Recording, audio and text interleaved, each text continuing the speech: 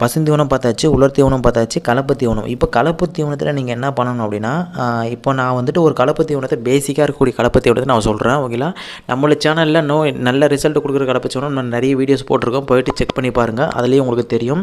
இப்போ பேசிக்காக இருக்கக்கூடிய கலப்பு தீவனங்கள் வந்துட்டு நான் உங்களுக்கு சொல்கிறேன், அந்த ரேஷியோ சொல்கிறேன், ஜஸ்ட் அதை நீங்கள் வந்துட்டு நோட் பண்ணிக்கோங்க. ஓகேங்களா? ஸோ இது வந்துட்டு பேசிக்கான வந்துட்டு ரேஷியோ. ஓகேங்களா? அதாவது வந்து பார்த்தீங்க அப்படின்னா, இப்போ நீங்கள் வெள்ளாடுகளுக்கு அடர் தீவனம் நீங்கள் கொடுக்குறீங்க அப்படின்னா என்ன மாதிரி கொடுக்கணும் அப்படின்னா, அதாவது இப்போ நான் சொல்லக்கூடிய இந்த கலப்பு தீவனங்கள் அளவு வந்து பார்த்திங்க அப்படின்னா ஒரு 100 கிலோவுக்கு நான் சொல்கிறேன். அந்த 100 கிலோவுக்கு வந்துட்டு நீங்கள் நான் சொல்லியிருக்கிறது எல்லாமே வந்துட்டு கம்பல்சரி எடுத்து வச்சுக்கணும். ஓகேங்களா?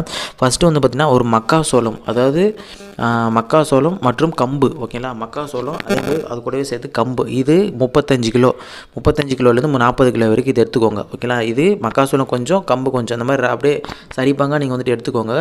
அடுத்தது ராகி மற்றும் இதர தானியங்கள். ராகி மற்றும் இதர தானியங்கள்லாம் என்ன, எது வேணால் நீங்கள் போட்டுக்கலாம். ஓகேங்களா? அது வந்துட்டு ஒரு 10 கிலோ.